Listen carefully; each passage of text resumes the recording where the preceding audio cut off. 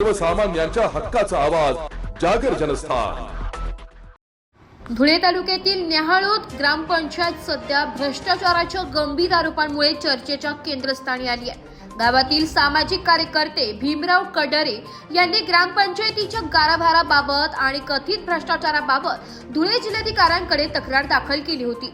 या तक्रारीची दखल घेत प्रशासनाने एक विशेष तपास समिती नेमली आहे। काही दिवसांपूर्वीच हे पथक चौकशीसाठी गावात आले होते, मात्र अपुऱ्या माहितीमुळे किंवा तांत्रिक कारणास्तव तो दौरा पूर्ण होऊ शकला नव्हता।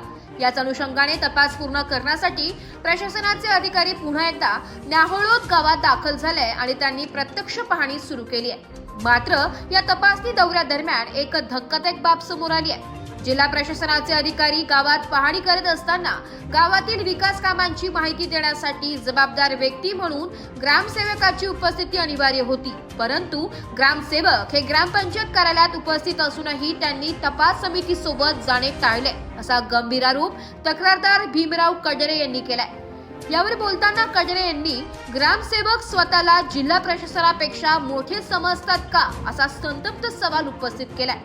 अखेरीस ग्रामसेवकाच्या अनुपस्थितीतच तक्रारदारांच्या उपस्थितीत तपास समितीने आपली पाहणी पूर्ण केली आहे। ग्रामसेवकाच्या या भूमिकेमुळे चौकशीत पारदर्शकता राहणार का, याबाबत शंका उपस्थित केली जात आहे। दरम्यान या संपूर्ण प्रकरणाची सखोल चौकशी करून समितीने आपला अहवाल विनाविलंब जिल्हाधिकाऱ्यांना सादर करावा आणि दोषींवर कठोर कार्यवाही करावी अशी मागणी भीमराव कडरे यांनी लावून धरली आहे। आता जिल्हा प्रशासन या अहवालानंतर काय भूमिका घेते हे पाहणे महत्त्वाचे ठरणार आहे।